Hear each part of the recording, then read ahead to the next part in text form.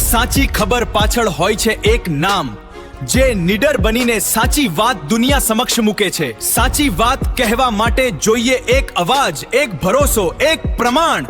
GJ દેશી news આપની સમસ્યાને આપે છે વાચા, આપના વિશ્વાસને બનાવે છે વધુ મજબૂત। આ ફક્ત ન્યૂઝ નથી, આ છે સમાજ પ્રત્યેની જવાબદારી। હવે સમય છે આપનો અવાજ સરકાર સુધી પહોંચાડવાનો। જીજે દેશી ન્યૂઝ તમારી સમસ્યાને આપશે અવાજ।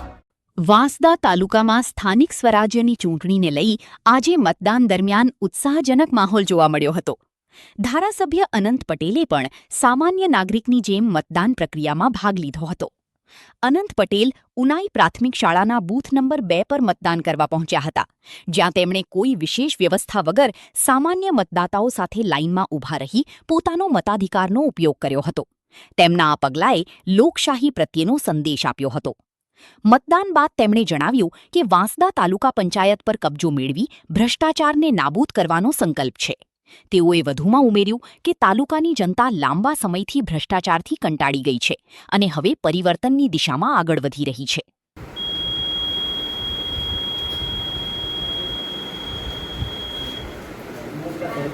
સ્થાનિક સ્વરાજ્યની ચૂંટણી માટે તાલુકા પંચાયત અને જિલ્લા પંચાયતનું મતદાન આજે ચાલુ થઈ ગયું છે।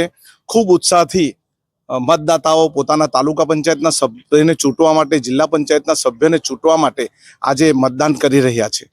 ગ્રામ્ય વિસ્તારમાં સવારમાં ખૂબ સારી રીતે મતદાન થઈ રહ્યું છે અને આ મતદાન કરવું એ લોકશાહી અને પોતાનું સંવિધાન, ભારતનું સંવિધાનને બચાવવા માટેનું છે। દરેક જગ્યાએ ખૂબ સારા ઉમેદવાર આવે અને લોકોનું કામ કરે અને લોકોનું કામ કરવાની સાથે સાથે પ્રજાની સમસ્યા હલ કરે એવા ઉમેદવારને શોધવાની અને એવા ઉમેદવારને ચૂંટવાની ખૂબ જરૂર છે।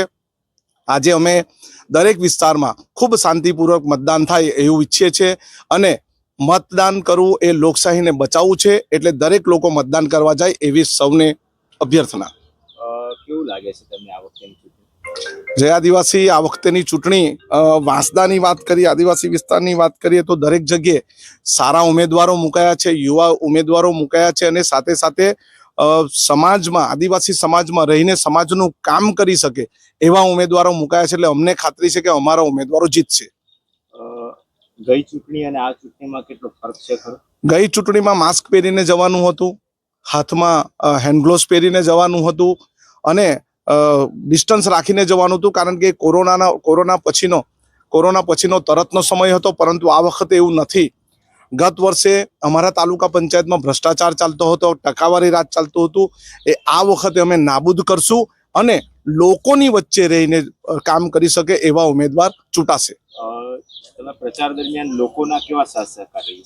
પ્રચાર દરમિયાન લોકો સાથે અમે ડોર ટુ ડોર મળ્યા, લોકો સાથે અમે એના ઘરમાં જઈને મળ્યા, અમે રેલીઓમાં મળ્યા, તેમજ અમે ઓટલા મિટિંગો પણ કરી અને બધા જ લોકોને અમે સાથે રાખીને આ ચૂંટણી પ્રક્રિયામાં જે પણ અમારાથી કેનવાસિંગ થાય એ બધું કેનવાસિંગ કર્યું અને અમને ખૂબ સારી સફળતા પણ મળી છે।